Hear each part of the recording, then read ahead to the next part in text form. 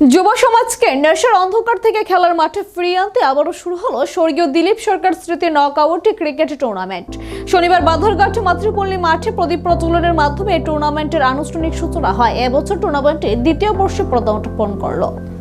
এদিনের এই বর্ণাঢ্য উদ্বোধনী অনুষ্ঠানে প্রধান অতিথি হিসেবে উপস্থিত ছিলেন সদর জেলা পরিষদের সভাধিপতি অসীম ভট্টাচার্য এবং 14 বাধারঘাট বিধানসভা কেন্দ্রের বিধায়িকা মীনা রানী সরকার। এছাড়াও উপস্থিত ছিলেন স্থানীয় যুব মোর্চার সভাপতি দেবব্রত বিশ্বাস সহ অন্যান্য বিশিষ্ট ব্যক্তিবর্গ। আয়োজকদের পক্ষ থেকে জানানো হয়েছে, এবছরের টুর্নামেন্টে মোট 44টি দল অংশগ্রহণ করেছে। মাঠের লড়াই শেষে যারা চ্যাম্পিয়ন হবে তাদের হাতে তুলে দেওয়া হবে নগদ 50,000 টাকা ও ট্রফি। অন্যদিকে রানার্স আপ দলের জন্য থাকছে নগদ 30,000 টাকা ও আকর্ষণীয় পুরস্কার। উদ্বোধনী ভাষণে অতিথিরা জানান, বর্তমান সময়ে যুব সমাজ যেভাবে নেশার কবলে পড়েছে সেখান থেকে তাদের সরিয়ে আনতেই এই খেলার আয়োজন।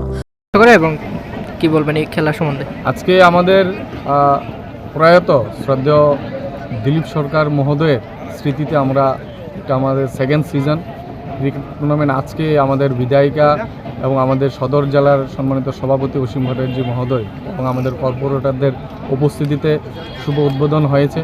এবং আমাদের এই টুর্নামেন্টের মূল উদ্দেশ্যই হলো সুস্থ ত্রিপুরা এবং নেশামুক্ত ত্রিপুরা গড়ার ডাক দিয়েই স্লোগানকে সামনে রেখেই আমাদের এই টুর্নামেন্টের যে উদ্দেশ্য সেটাই মাঠমুখী করারই আমাদের মূল উদ্দেশ্য।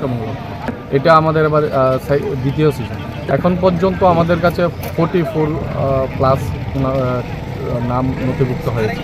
পুরস্কার আমাদের চ্যাম্পিয়ন যারা হবে তাদের থাকছে 50,000 টাকা প্রাইজ মানি সঙ্গে ট্রফি, আর রানার্সের জন্য থাকছে 30,000 প্লাস ট্রফি এবং প্রত্যেক ম্যাচে ম্যান অফ দ্য ম্যাচ থাকছে।